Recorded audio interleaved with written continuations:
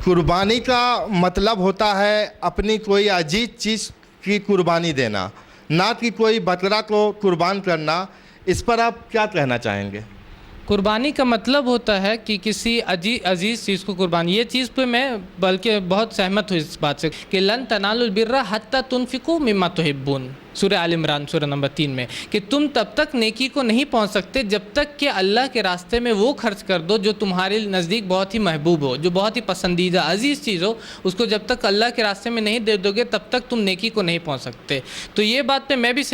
मतलब मानता हूँ कि कुर्बानी का मतलब होता है अपनी अजीज़ चीज़ को देना। लेकिन सेकेंड पार्ट जो है, जो बोलना कि किसी बकरे को कुर्बान करना ये गलत है, तो अगर आप बेसिक नॉलेज भी, अगर थोड़ा सा भी नॉलेज रखते होगे कुरान को और उसको पढ़ते होगे, तो आपको पता रहेगा कि ये चीज़ गलत है। क्योंकि बहुत जगह कुरान में लिखा हो, सूरह बकरा सूरह नंबर 2 आयत नंबर 196, सूरह हज सूरह नंबर 22 आयत नंबर 37, 38, उन सब जगह लिखा हुआ है कि आपको जानवर की कुर्बानी देना है। अल्लाह ताला फरमाते सूरह मायदा सूरह नंबर 5 आयत नंबर 1 में, या अय्युहल लज़ीना आमनू औफू बिल उक़ूद उहिल्लत लकुम बहीमतुल अनाम, कि ए ईमान वालों अपने अहदों, अपने वादों को पूरा करो और तुम्हारे लिए चौपाए जानवर हलाल किए गए, लेकिन जो चीज़ मना किया गया उसको आगे बयान कर दिया गया है। तो ये चीज़ बोलना कि कुर्बानी में किसी जानवर को माना ये गलत है, ये सरासर गलत होगा। और अगर आप और भी आयत पढ़िएगा, सूरह हज सूरह नंबर 22 आयत नंबर 38, उसमें लिखा हुआ वकुलू मिन्हा वअतिमू बाइसल फ़कीर, कि खाओ उसके गोश्त में से भी और दूसरे को भी खिलाओ। तो अगर आपको जानवर को कुर्बान करना ही नहीं तो खाएंगे कहाँ से और गरीब को कैसे खिलाएंगे?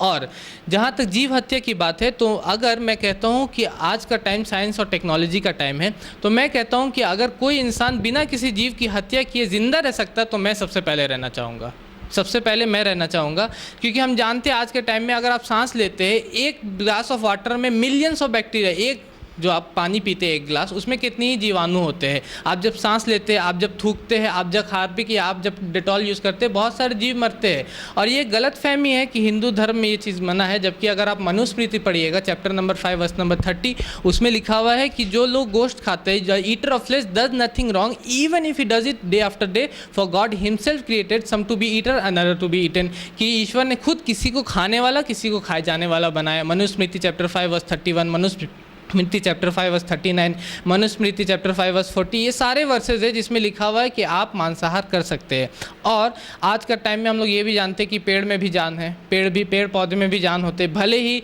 वो लोग जब रोते हैं तो हम लोग को सुनाई नहीं देता क्योंकि उन लोग की फ्रीक्वेंसी जो 20 हर्ट्ज से 20,000 हर्ट्ज तक हम लोग जो सुनाई देने का कैपेसिटी उससे अलग होता है, इसलिए हम लोग को सुनाई नहीं देता, लेकिन वो लोग रोते भी है। तो ये चीज़ बोलना थोड़े दिन पहले तक ये हो सकता था कि हम लोग पेड़ खा सकते हैं लेकिन वो नहीं खा सकते, लेकिन अब हम लोग जानते हैं पेड़ में भी जीव है, पेड़ भी मतलब रोते हैं और सारे चीज़ एहसास कर सकते हैं। और हम लोग अगर चाहते ईश्वर हम लोग को कि हम लोग जीव को नहीं खाए, जानवर नहीं खाए, तो हम लोग को ऐसा दांत क्यों दिया? हम लोग को नोखीले दांत, अगर आप देखिएगा आईना में जाके घर पे अपना, तो ये नोखीले दांत क्यों दिया? हम लोग को ऐसा डाइजेस्टिव सिस्टम जो क्यों दिया जो कि दोनों चीज़ को हज़म कर सकता है।